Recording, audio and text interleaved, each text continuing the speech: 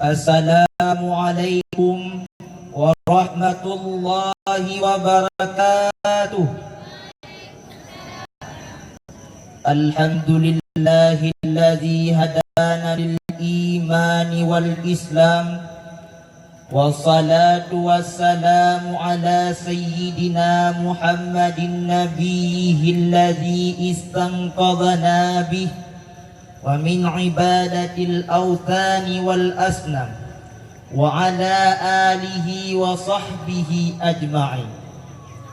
Wa qala an-nabiy sallallahu alaihi wasallam fil hadis, inni sayyidu waladi adam wa la fakhra. Wa qala Allah ta'ala fil Qur'anil Karim, a'udzu billahi minasy syaithanir rajim. Bismillahirrahmanirrahim. Walau anna ahlal qura amanu wattaqaw lafatahna 'alaihim barakatin minas sama'i wal ardh walakin kadzdzabu fa'akhadnahum bima kanu yaksibun. Sadaqallahul azim. Penghormatan kami terutama sekali kepada Dewan Hakim dan kepada pendai-pendai kondang dan kepada ma'asyaral muslimin dan muslimat rahimakumullah. Melihat perkembangan zaman yang semakin tidak terkendali, agama pun telah dinomorduakan. Berangkat dari masalah tersebut tergugahlah satu curahan pidato yang kami ambil dari sepotong misbah matan yang tengah gempar diperbincangkan dengan judul Generasi Islam, Otaknya Kemajuan. Hadirin kaum muslimin dan muslimat, bapak-bapak, ibu-ibu rahimakumullah. Islam adalah agama yang sempurna dan direstui oleh Allah Subhanahu wa taala. Islam juga merupakan satu-satunya agama yang diterima di akhirat kelak. Di saat umat agama-agama lain terkadang-kadang menunggu keputusan apakah bahagia atau celaka, maka umat Islam tenang-tenang saja, dikarenakan terlintasnya firman Allah Subhanahu wa taala yang tertulis rapi di dalam Al-Quran, surah Ali Imran ayat 85, halaman 47, baris kelima dari atas, yang berbunyi, Bismillahirrahmanirrahim.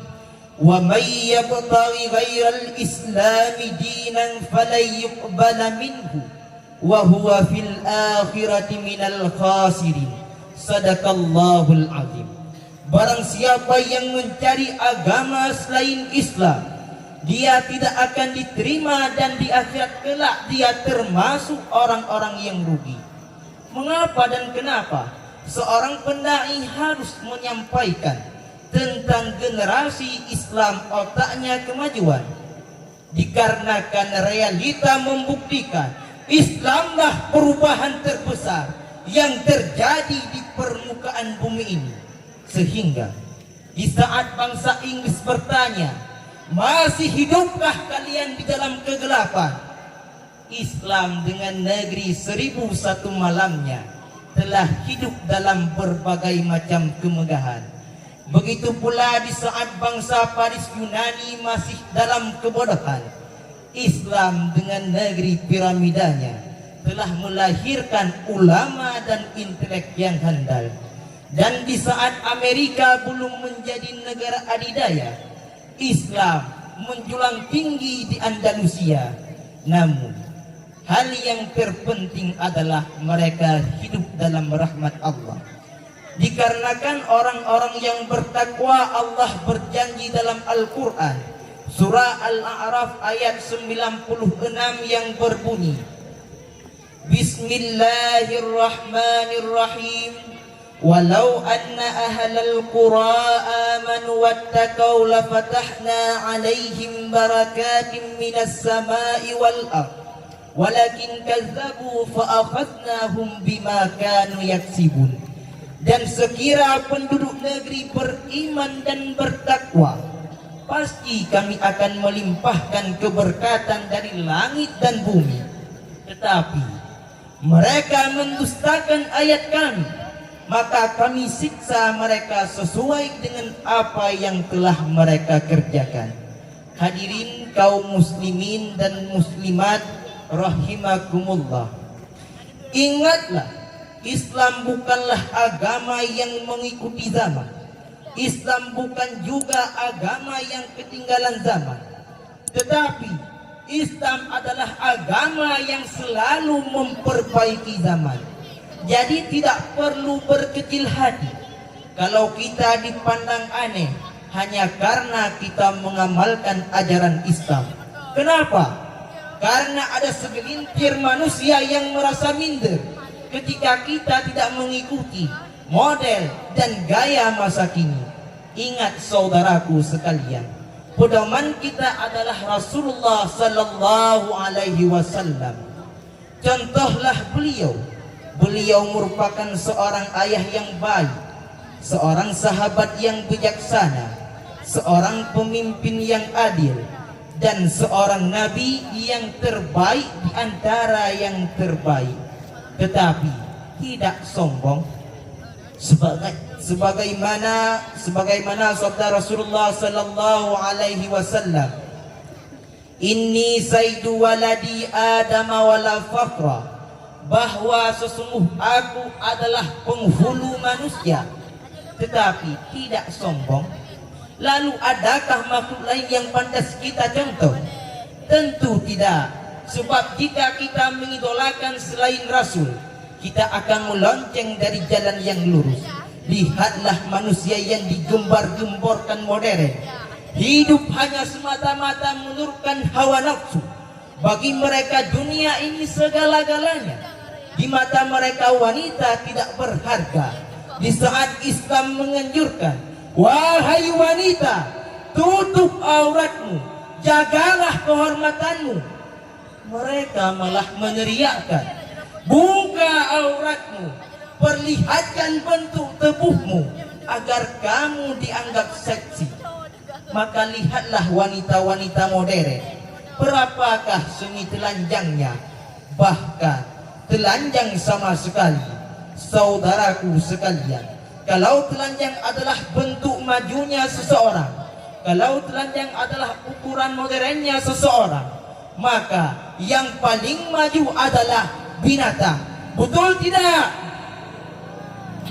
Hadirin kaum muslimin rahimakumullah, generasi terdahulu telah berhasil menjaga kemurnian Islam, menegakkan dan mempertahankan agama yang dibawa oleh Rasulullah sallallahu alaihi wasallam serta bantuan para keluarga dan sahabat dengan tumpahan darah. Wahai generasi muda Islam, bangun dan sadarlah, kita sedang diserang. Di saat saudara kita sedang diserang, di saat saudara-saudara kita diserang dengan rudal dan jet tempur, Israel yang dibombardirkan dengan teknik yang canggih, maka terciptalah di tanah air kita NAD yang diserang dengan ideologi yang salah paham, yang keliru dengan ajaran sesat. Belum lagi narkoba yang menyerang para pemuda-pemuda, yang semakin hari akses memperdapatkannya pun semakin mudah-mudah saja. Maka oleh karena demikian, belajarlah agama, pahami hukum, taat dan ibadah merupakan generasi yang akan datang. Tentu akan ada bentuk cobaan dan rintangan, tapi jangan menyerah, tetap semangat belajar. Bila mendapatkan masalah, jangan katakan pada Allah, aku punya masalah, tetapi katakanlah pada masalah, aku punya Allah. Kita adalah generasi yang didoakan oleh Rasul dan sahabat dan para syuhada, yang insya Allah dengan berkat doa mereka Islam akan tetap tegak di permukaan bumi ini. Amin ya rabbal alamin. Dari uraian banyak yang telah kami sampaikan, namun yang dapat kita jadikan buah pegangannya ialah generasi Islam merupakan otak perubahan, pembawa air segar di saat gersangnya dunia. Tidak ada kemajuan apabila melonceng dari Al-Quran dan hadis Rasulullah sallallahu alaihi wasallam. Tetaplah waspada, rapatkanlah barisan, tetap bersatu di bawah bendera La ilaha illallah Muhammad Rasulullah sallallahu alaihi wasallam. Sekian yang dapat kami sampaikan, saya akhiri. Wabillahi taufiq wal hidayah. Assalamualaikum warahmatullahi wabarakatuh.